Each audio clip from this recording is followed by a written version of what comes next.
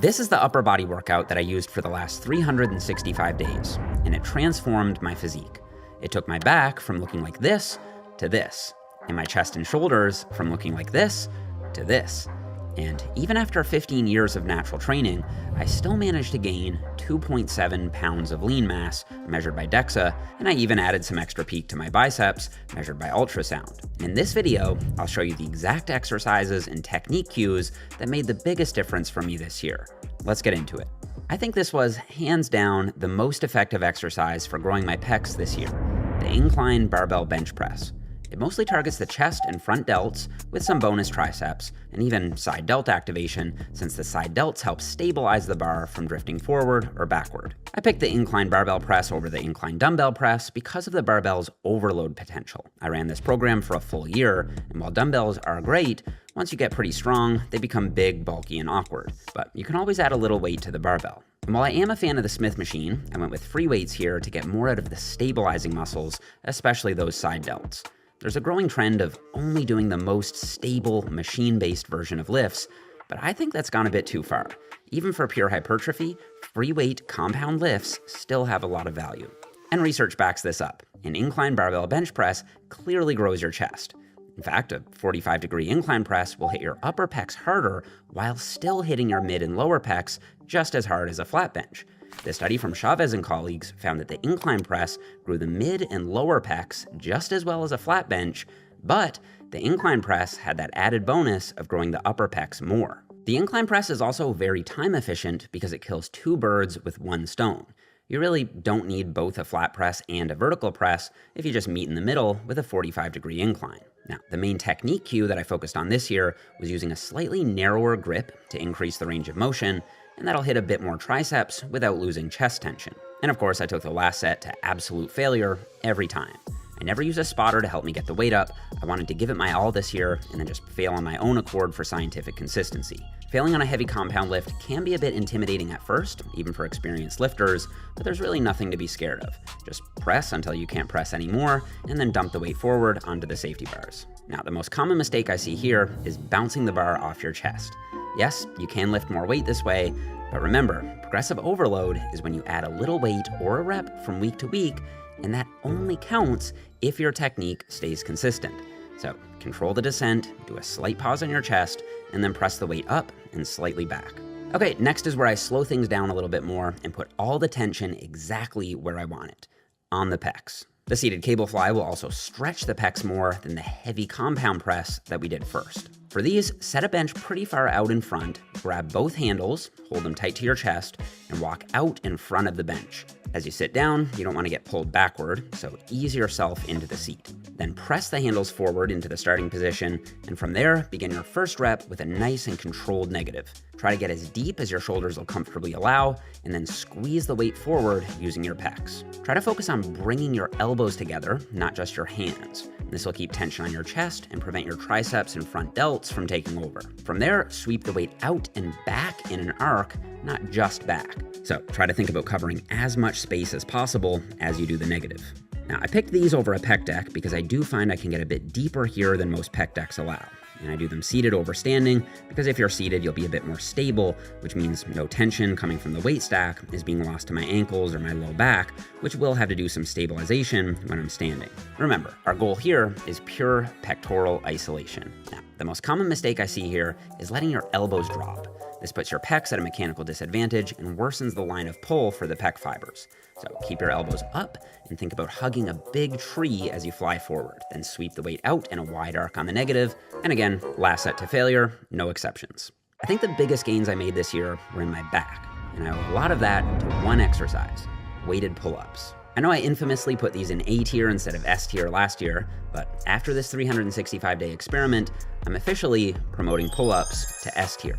Pull-ups light up your entire back. Your lats handle the shoulder extension, your mid-traps and rhomboids will light up during scapular retraction, and your low back will engage for stabilization.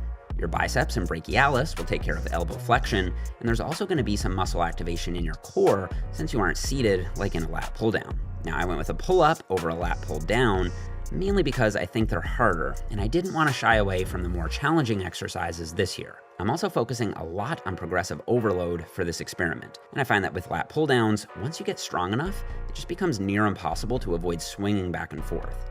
However, with pull-ups, you are more limited in how much you can swing and sway, especially once you get some weight strapped to you, and especially if you do a pause in the bottom of each rep. I'm not saying pull-ups are better than pull-downs, they each have their strengths, but yes, I attribute most of my back growth this year to doing a lot of weighted pull-ups. 2 simple technique cues. Think about getting your chest to the bar rather than just getting your chin over the bar. This will help you stay in control of the movement better. And then, this may sound obvious, but as you pull, you want to think about pulling with your back rather than with your arms. Your arms are just connectors. So instead of pulling with your arms, think about driving your elbows down and in. This will activate your lats and prevent your biceps from taking over. I also use both liquid chalk and straps on these, so my grip doesn't limit my back gains. And for the experiment, I used this grip in between a fully pronated wide grip and a neutral grip. I just find it a little more comfortable on my shoulders, but they all work. A very common mistake here is, oddly enough, when people worry too much about feeling their lats. Pull-ups aren't a feely exercise. They're not really supposed to feel amazing. They're supposed to get you jacked and strong. So pull yourself up and then lower yourself back down under control. Increase the weight you're pulling over time, and if you do that, your lats are going to grow, whether you feel them or not. So when I started this experiment, I did 30 pounds for 6 reps on day 1. And now I just did 60 pounds for 6 reps. And that's just straight progressive overload. Pretty happy with that.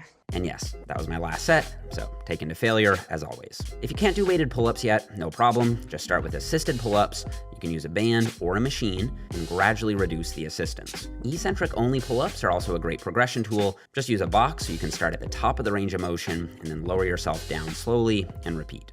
My side delts also definitely improved throughout the course of this experiment, and I attribute most of that to this exercise right here, high cable lateral raises. Just 2 or 3 sets of 8 to 10 reps, but I push those sets hard. When done right, these almost exclusively target the side delts, which are arguably the most important muscle fibers for creating that wide, tapered X-frame look. And I use cables here because they provide consistent tension throughout the range of motion, unlike dumbbells where there's no tension at the bottom and peak tension only kicks in at the very top. Also, by setting the cable higher, you'll make the movement hardest when your delts are most stretched. Yeah, I do think the importance of the stretch was slightly exaggerated on social media for a while, but it's still true that with cables, peak tension always occurs when there's a 90-degree angle between your arm and the cable, and that happens early in the range of motion when the pulley is set high. Now, a study published just this past December compared cable lateral raises to dumbbell lateral raises. The study we've all been waiting for, at least I was. Each subject trained one arm with cables and the other arm with dumbbells twice a week, 5 sets per session, all sets to failure.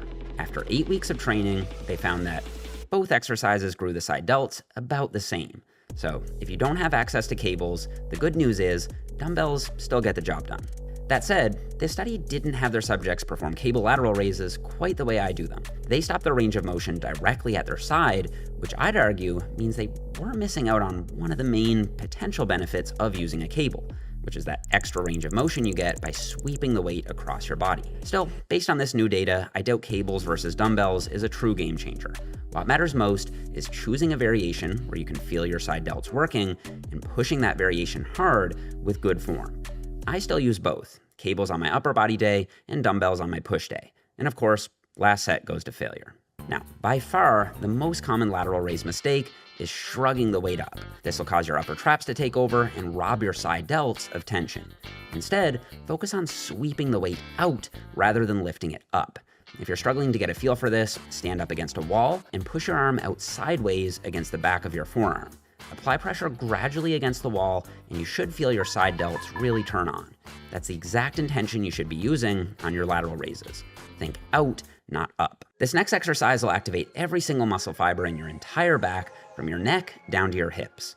It's the deficit pendlay row, and if you're not doing it, I genuinely think you're missing out. You get amazing mid-trap engagement from the scapular retraction, high levels of upper and lower trap activation from scapular stabilization, solid lat activation from shoulder extension, and your spinal erectors will light up since they have to fire isometrically throughout the entire set to keep you locked in that horizontal position.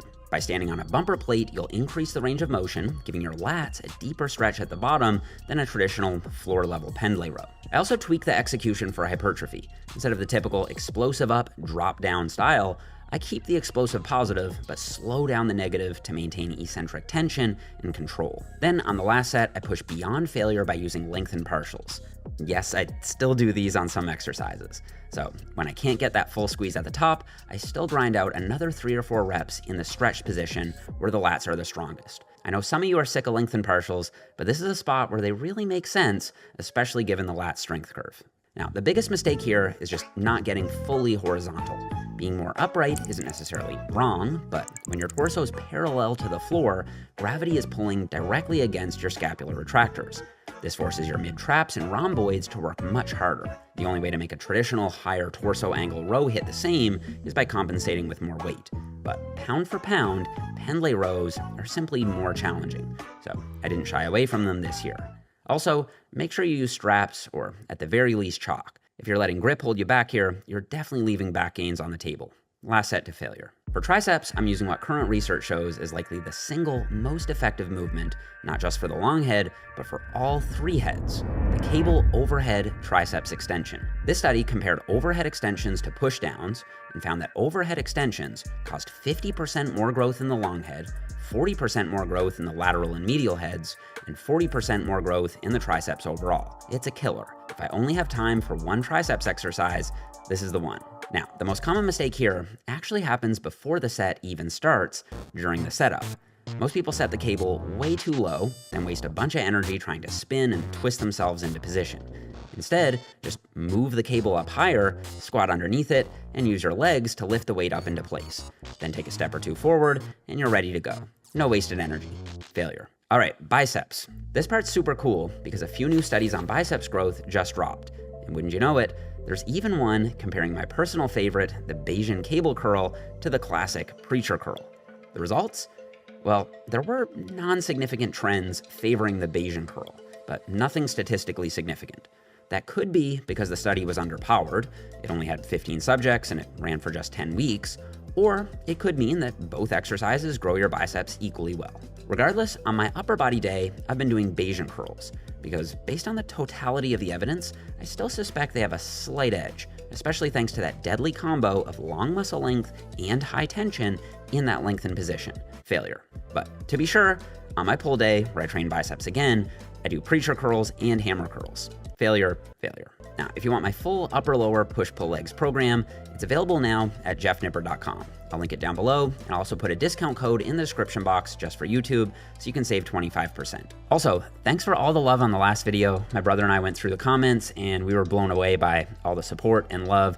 We both really, really appreciate it. We've also both started experiment number 2, so make sure you subscribe so you don't miss what's coming next. All right, thanks for watching, guys. I'll see you all here in the next one.